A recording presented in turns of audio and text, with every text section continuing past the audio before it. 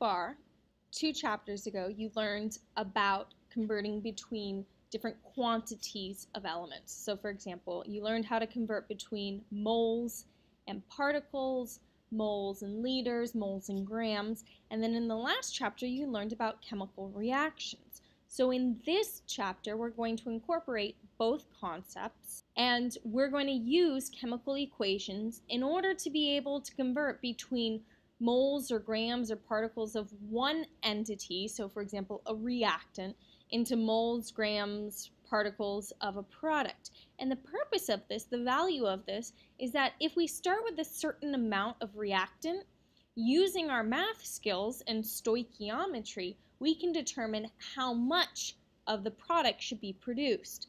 But before we get into that, let's review some of the concepts that we've already talked about. Specifically, let's look at a chemical equation. So this is an everyday example. In order to make 5 pancakes, I need a cup of flour, 2 eggs, and half a teaspoon of baking powder. Remember that those 3 entities on the left-hand side, those are your reactants, while the one on the right is your product. So if I tell you I have 12 eggs and I ask how many pancakes can I make, if we do the proper setup, which I'm asking you to do even though it's an everyday example, I would start off with my given, which is 12 eggs, and then I'm going to convert into pancakes. So I'm going to put eggs on bottom, pancakes up top. Now here's the new concept. In order to relate pancakes and eggs, I'm going to use this chemical equation up above. I notice that there are 2 eggs required to make 5 pancakes. Okay? So 12 eggs will make 30 pancakes. So this is the concept that we're going to use. This is the only new idea in this section, specifically that we can convert from reactants to products by simply using the number of items. So for a chemical reaction, that will be the coefficient in front. So let's look at an example.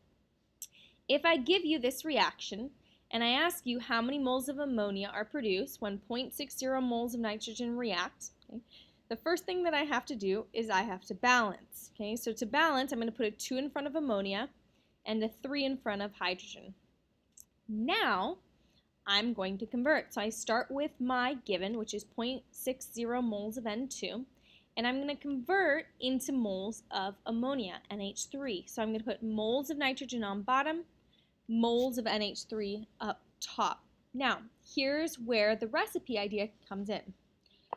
In order to make 2 moles of NH3, I need 1 mole of N2 and 3 moles of H2. So, if I want to convert from moles of N2 into moles of NH3, I'm going to put a 2 in front of NH3, and I'm going to put a 1 in front of moles of N2, because 1 mole of N2 is required to make 2 moles of NH3. And then all I have to do is multiply across, and I get 1.2 moles of N2. And that's it. This is the new concept. That's it.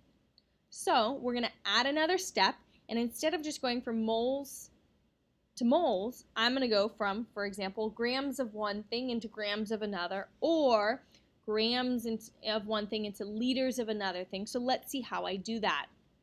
So here is my diagram. So if I start off, if you notice, you've already seen each of these individual wheels. So for example, if I wanted to go from volume to moles, we knew that I had to use 22.4 liters equals 1 mole when we're at standard temperature and pressure.